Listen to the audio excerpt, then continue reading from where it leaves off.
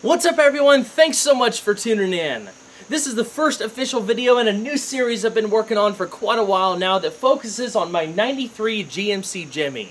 I am super excited to announce a new partnership between Saab Kylo 4 and O'Reilly Auto Parts. Together, we're going to bring this thing back to its former glory. We're going to focus on doing a lot of DIY content, fix what's broken, do all the typical maintenance type stuff, but I also want to get you guys super involved to upgrade things here and there and just have some fun. So without further ado, let's go ahead and get started. The first thing we got to do is to get this thing to pass state inspection so we can register it and actually drive it on the road. To do that, it needs new tires, new wipers, we got to change out a bunch of lights, just a whole bunch of little things. But after all of that is said and done, we're going to come back here, I'm going to give you guys an in-depth tour, show you all the ins and outs, and we're going to talk about everything that needs to be done to restore this thing. First things first, we gotta get this thing up in the air and remove the wheels. Because we can't drive it on the road right now, we're gonna throw these wheels and the new Pirelli Scorpion ATR tires that I'm gonna fit to this thing all in my truck. We're gonna shuttle down to the local tire shop, and while everything is being matted and balanced, we can jet over to O'Reilly and get everything else we need.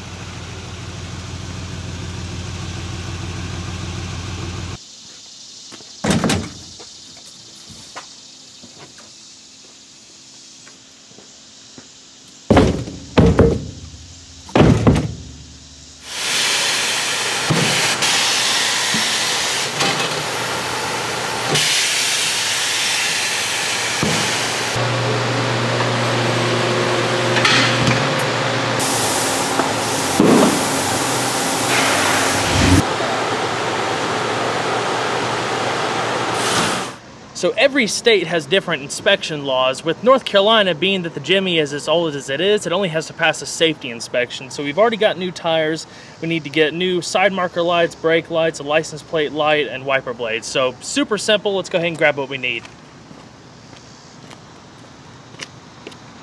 So for now, I'm actually just going to replace all of the bulbs that need to be replaced with conventional bulbs. And I was actually thinking about doing a total like LED conversion later on, like replacing all the standard stuff with LEDs. And I think that would be, really cool and modernize the Jimmy a little bit. Let me know what you guys think about that. All right, 16-inch front blades. Let you hold that. And 14-inch blade for the rear. Sweet. Alright, we're back at the Jimmy. Now just got to fit the wheels back on so we can get it outside and check it out more in depth. I've been looking at the suspension and brakes, and everything seems to be looking in actually pretty decent shape. Definitely a lot better than most of these vehicles out there, but there's still a whole bunch of stuff we can do. Change out the shocks, go ahead and put new brakes just to get everything nice and fresh, change out the bushings, and as you can see, the most immediate thing that needs to be done is the power steering pump. The power steering pump, which is right up there, doesn't hold any fluid anymore. It needs to be replaced, and there's a lot of slack in the steering, so I'm going to go ahead and replace the steering gear as well. That's going to be the next video. It's going to be pretty intense, but it's going to really change the way this thing drives. Similar story with the back. Everything looks to be in pretty decent shape. Honestly, the body and frame of this thing is one of the cleanest I've ever seen in one of these old square bodies. There is no rot anywhere. We can go ahead and change out the drum brakes. That'll be pretty simple. The leaf springs are starting to sag. We can get new of those, update the shocks, bushings, and more. It's gonna be pretty cool.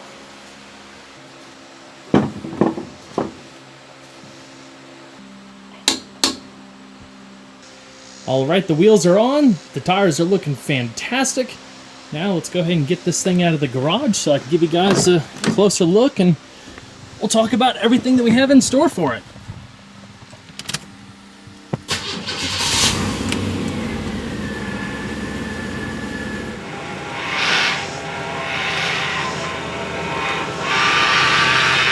That power steering pump is not happy. Woo.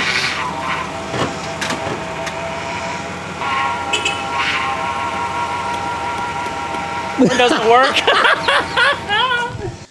Alright, so that was interesting. Since operating horn is part of the state inspection, we got to figure this out. So I've already pulled the fuse. The fuse operates both the horn and the interior dome lights. The dome lights are working, so let's go ahead and pop this off, and well, there's our problem right there. So this has to connect in there, that hole. So I need 2 hands for this, but I just have to feed that in there, pop it back in, and we should be good to go.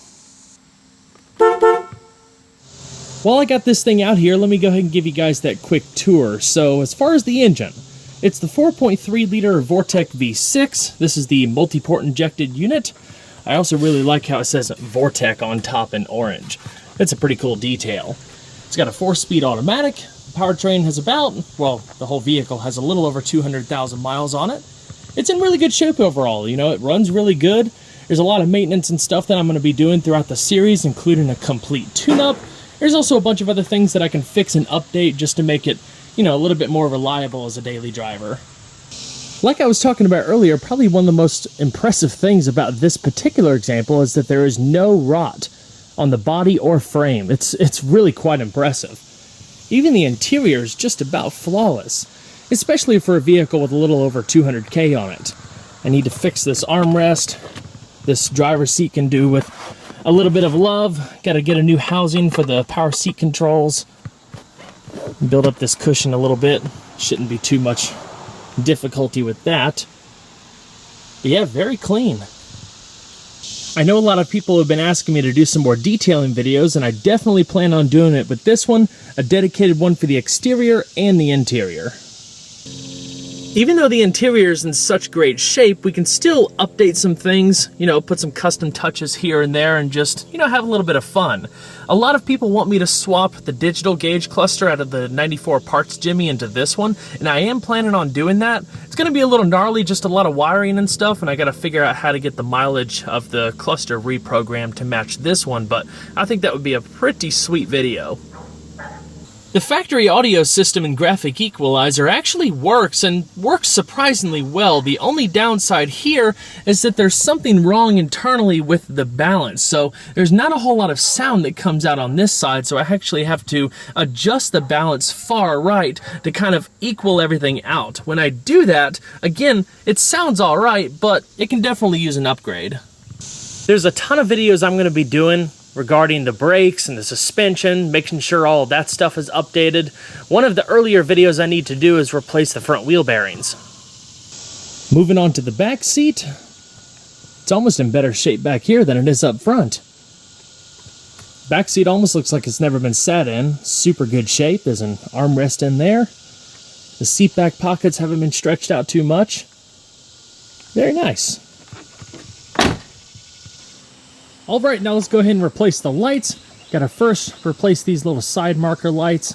To do that, I have to remove a bunch of torque screws and pop the grill off. So here's something kind of interesting. I replaced the burned out signal indicator bulb, you know, very straightforward. So now it's all working just fine. But on the other side, I noticed that the bulb wasn't even plugged in. Instead, it was wrapped around the stabilizer bar for the bumper with one of the wires broken. So we have to reconnect that, then we can put the new bulb in and see if it's going to work. Alright, before I go and crimp this, let's make sure there's a good connection and that the actual socket isn't bad. Go ahead, Chris. Awesome. Alright, got this all in order. Everything's wrapped in electrical tape to try to keep the water out. Turns out this wire actually had a little nick in it too, so got that all taken care of. Let's plug it all back up and get the grill reassembled.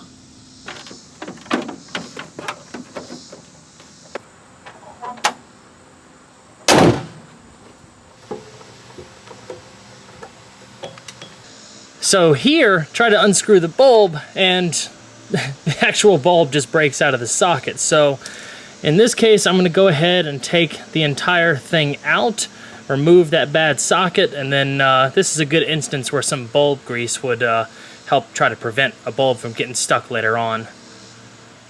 So this is one of those kind of bulbs where it slides in. You have to twist it a little bit to the right because there's a little notch that gets held in.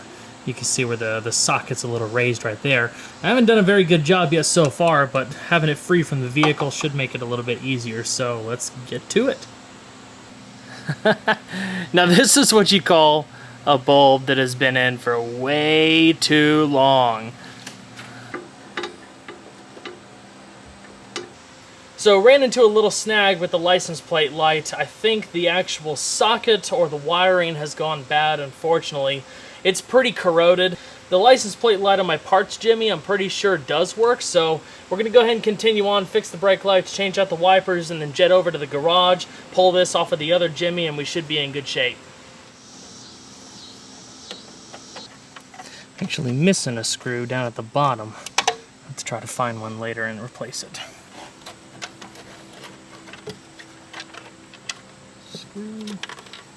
Screw. All right.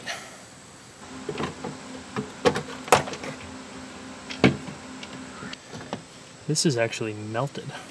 Oh, goodness. Yeah, we might have to try to find a new taillight. As long as it stays secure right now, we should be good to go.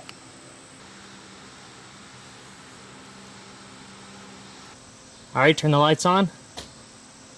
All right, now hit the brakes. Okay, so I was super perplexed for a second because you see the signal is on, the bulb's working just fine. This bulb may have been fine, but it's pretty toasty, so we'll just let that go.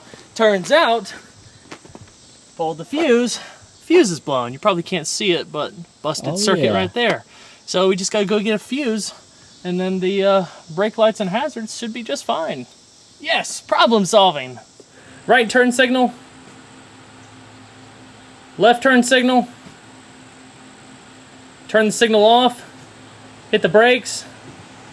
Awesome. So I noticed the factory called for a 14-inch blade. I think this one is a 12-inch. So it's not even the right size. Go ahead and pop this mess off. Super simple. All right.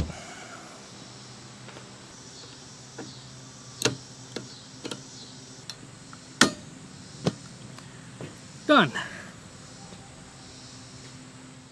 I swear, when you throw filming into the mix, it always takes so much longer to do just the most simple tasks. But the Jimmy is in good order now. We should pass the state inspection with flying colors. I still have to go grab that license plate light socket off of the parts Jimmy, so let's go ahead and do that. All right, we're at the new garage, or shop if you will. Still under construction, almost finished, thankfully. But here's the 94 Jimmy I'll be parting out. I've made a couple videos on this thing so far. If you'd like to check it out, the links are in the description box below. All I've got to do now is grab that light socket. So unfortunately, we have a similar situation here. The bulb just fell out, and honestly, this one looks even worse. All that matters right now is that it works. We can always get a new one later. Now, this is kind of funny. Obviously, both of them broke while trying to take them out, but look how hard it was to get the first one out versus the one I just did. All right, new bulb greased. Goes in a whole lot easier. Now let's go ahead and flip the lights on and see if all that was a waste. Well, it's very true that you learn something new every day. Obviously, the light is not on. I double-checked the fuse. Everything is fine. So, out of frustration, I was just going to put it back. And look at that. I guess it gets grounded out on the bumper or something. So, bolt this baby back up in there, or actually I'm going to use the one from earlier since it's a lot cleaner. And I guess, you know, stick a fork in her. She's done.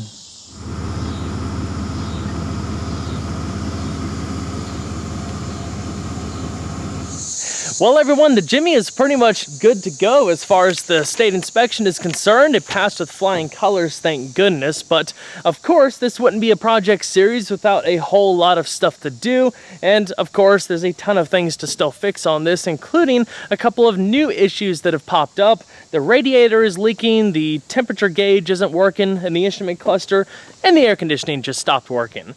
Can I just not have one project vehicle with working air conditioning? Is that just too much to ask? But I hope you guys enjoyed the video. Be sure to subscribe today if you haven't already. There's a lot more stuff to come. And don't forget to leave a like below. If you consider subscribing, don't forget to hit that notification bell so you can be notified of new uploads. I'll see you guys on the next one. Take care.